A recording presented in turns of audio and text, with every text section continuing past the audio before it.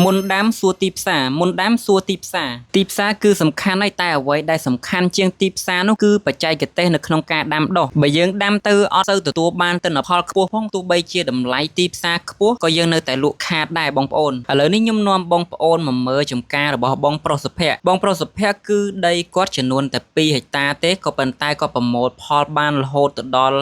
48តោនហើយ48តោននេះគឺគាត់លក់បានតម្លៃត្រឹមតែ700រៀលនៅក្នុង1គីឡូទេក៏ប៉ុន្តែបងប្អូនអាចគុណបាននៅក្នុងតម្លៃ748តោនដី2ហាត់អញ្ចឹងគឺគាត់នៅតែចំណេញបានច្រើនមែនទែនបងប្អូនបាទហើយសម្រាប់កសិករផ្សេងទៀតគឺគាត់ធ្វើអត់បានអញ្ចឹងទេកសិករដែលខ្ញុំធ្លាប់ទិញកន្លងមកពេលខ្លះក្នុង1ហិកតាគាត់ធ្វើបានត្រឹមតែ5តោន6តោនទេអញ្ចឹងទោះបីជាតម្លៃរហូតដល់1000ជាងក៏គាត់នៅតែលក់អត់ចំណេញដែរអញ្ចឹងបងប្អូនគួរតែ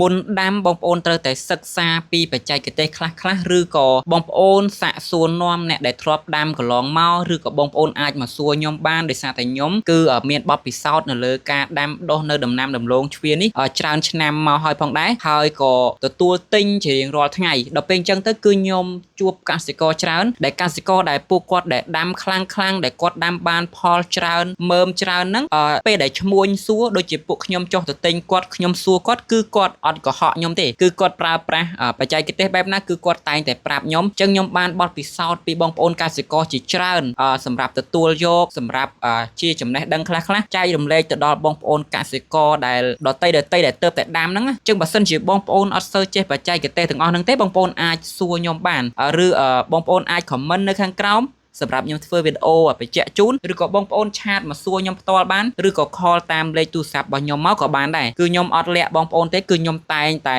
ណែនាំតែងតែបង្រៀននៅរបៀបដាំតែងតែប្រាប់នៃការប្រើប្រាស់ជីថ្នាំដែលខ្ញុំធ្លាប់ប្រើកន្លងមកបានទិន្នផលដូចជាខ្ញុំណែនាំបងប្អូនកន្លងមករហូតអញ្ចឹងគឺខ្ញុំអត់សូវលាក់ទេអញ្ចឹងហើយបងប្អូនអាចសាកសួរខ្ញុំបានដើម្បី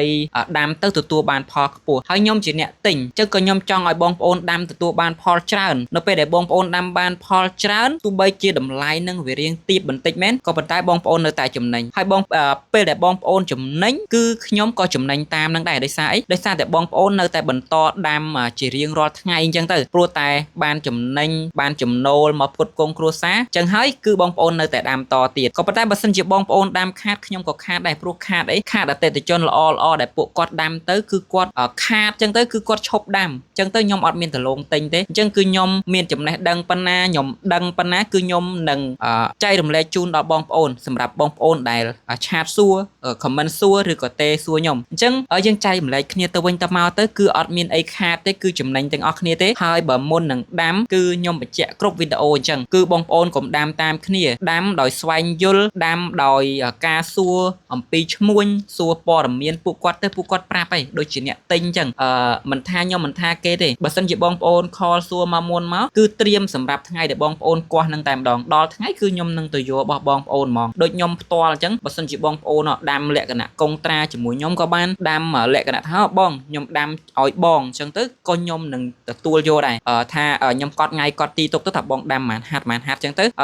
នៅពេលដែលដល់ថ្ងៃបងប្រមូលផលគឺខ្ញុំនឹងដឹងមុនហើយបងប្អូនអាចតាក់ទងមកខ្ញុំបានសួរគ្នាទៅវិញទៅមកការប្រើប្រាស់ថ្នាំការមើលថែទៅវិញទៅមកទៅនៅពេលដល់ថ្ងៃប្រមូលផលយើងដឹងព័ត៌មានគ្នាអញ្ចឹងទៅគឺយើងអត់ដាច់ព័ត៌មានពីគ្នាហើយយើងអាចនៅសួរគ្នាទៅវិញទៅមកបានរហូតដល់ពេលប្រមូលផលភ្លាមគឺខ្ញុំនៅទៅដឹកផ្លែតតែម្ដងអញ្ចឹងហើយតម្លៃបែបណាគឺយើងដឹងមុនយើងត្រៀមចិត្តត្រៀមកាយមុនអញ្ចឹងហើយបងប្អូនត្រូវតែ